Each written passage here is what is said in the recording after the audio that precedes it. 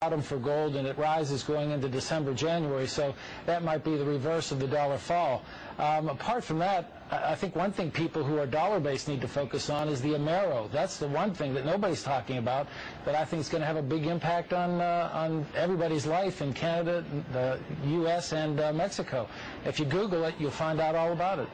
Well, you could tell us a little bit more right now. You always hear it on CNBC, don't you? The Amero is the proposed new currency for the North American community, which is being developed right now between Canada, the U.S., and Mexico to make a borderless community, much like the EU, and the dollar, Canadian dollar, U.S. dollar, and the Mexican peso replaced by the Amero. You really think that will get any leeway? You may want to visit a couple of websites and see how far along it is. The Canadians are pretty upset about it, whereas the Americans, apart from the Texans, are the only people who know anything about it. The rest of the public's really sort of with their head in the sand on this one. Okay, interesting. I mean, we've already got NAFTA, the free trade zone, isn't? I mean, is that working? Is that doing enough? Well, I'll tell you what, it's created a lot of illegal immigrants coming across the border. I don't know. You get the pros and cons on this thing. NAFTA, for some people, is a very good thing. For other people, it's been a disaster.